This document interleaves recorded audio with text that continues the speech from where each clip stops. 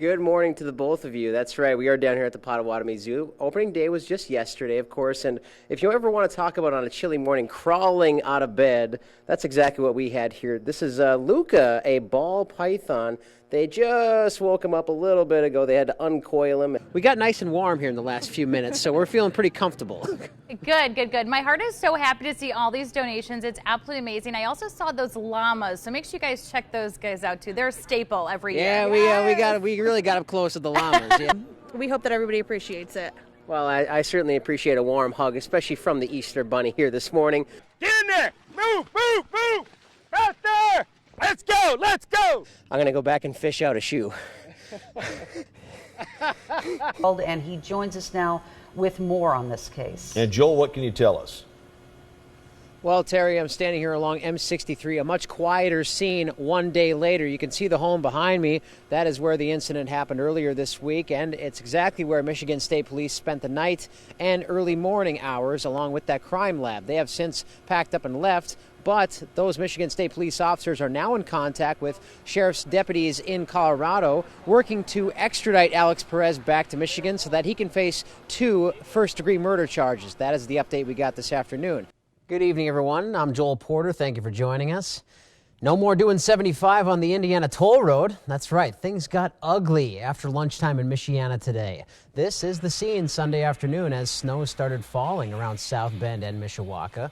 Notre Dame students, along with some Sunday commuters getting from A to B, stopped to gas up today. The National Weather Service predicts St. Joe County could pick up close to 3 inches by the end of the day. We know how much that can change. Some drivers we spoke with tell us they were trying to get home before the worst of it. Just when you're driving, always take it slow. If you have like four-wheel drive and stuff, it's easy to start going, but it's always hard to stop no matter what. So just take it slow everywhere you go and you should be fine. Stuff like this, when it's all wet and then you get cold enough, it freezes, and then you'll get snow on top of that. So you're hitting black ice and you have no idea what you're getting into. I hate driving in that stuff. Can't blame you, buddy. Well, the St. Joe County Highway Department as well as INDOT spent most of Friday spraying roads with a salt brine pre-treat to prevent any possible icy conditions this weekend. That is a piece of good news, Gary. Gary Sieber joins us with tonight's first word. And Gary, you're a bit of a busy man today. Yeah, a little bit, but by Michiana standards, this isn't that big of a snowfall. Today, refugees from around Michiana came together to give thanks to the South Bend community for helping them get on their feet when they were seeking opportunity in America. News Center 16's Jen Cardone was at today's gathering. So Jen, I'm sure every one of them has a story to tell.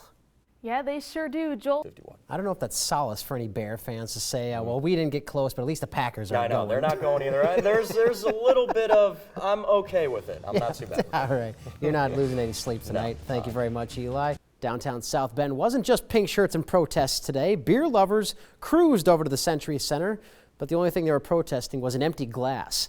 The Century Center opened its doors for South Bend Brew Fest. This year, ticket holders could sample over 275 beers from 55 breweries. Mr. Trump's campaign opponents have spent the year calling for his tax returns, but senior advisor Kellyanne Conway says that's not going to happen. News Center 16's Joel Porter joins us with more on this case. So, Joel, what are neighbors saying about what happened? Maureen, neighbors say they're scared, anxious, and sad after they learned that Javon Hobbs, a man who they were friendly with, was found dead in an apartment this morning. Police say they want to find out if this was murder or suicide. Friendly, lovable guy. Neighbors stand in the frigid snow just hours after finding out a man they knew was found dead. Pretty devastated that the fact that something like this would happen, and his birthday's on Monday, so it's just like, I don't see him really doing something like this. Around 2 a.m., police found Javon Hobbs' body inside a Miami Hills apartment. There were people in the apartment, at least 2, and those are a couple of the people we're talking to right now. Detectives aren't saying if they suspect murder or suicide. Behind yellow tape, neighbors wait for any kind of word from police. Nobody heard anything. Nobody heard a shot. Hopefully we'll be able to do an autopsy today. The building is all too familiar for detectives. Just over a year ago, police arrested Bruce Thomas for the Christmas Eve murder of Clave Chick. And that was over some drama and altercations, and yeah, but same building, same kind of incident.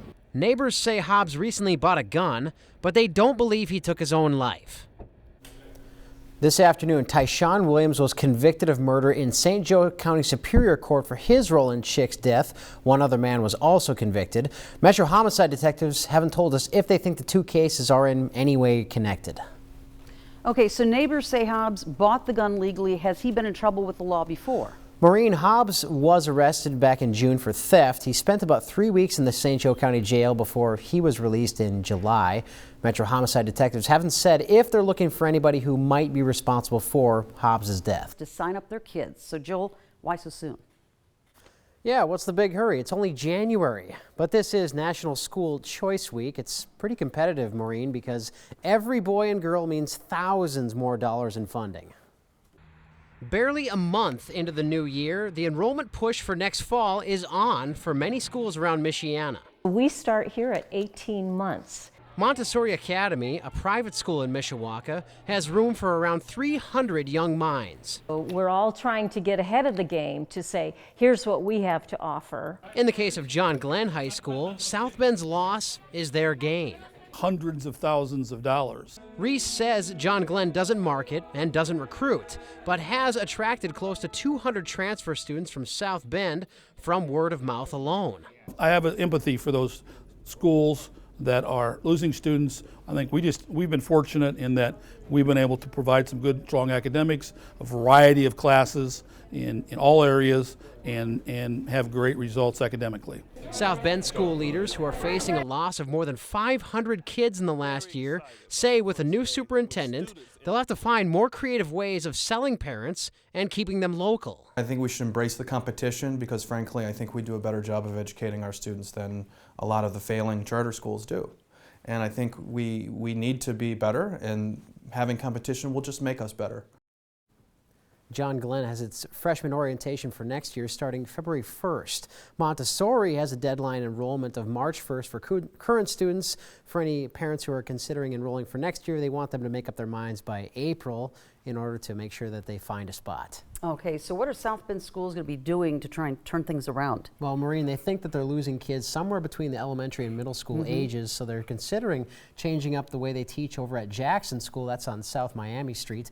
They might model some of the charter school model at that school, looking at something more along the lines of a science and tech program or even a magnet program of some kind. Whatever it takes. Okay, Joel, thank you. You bet.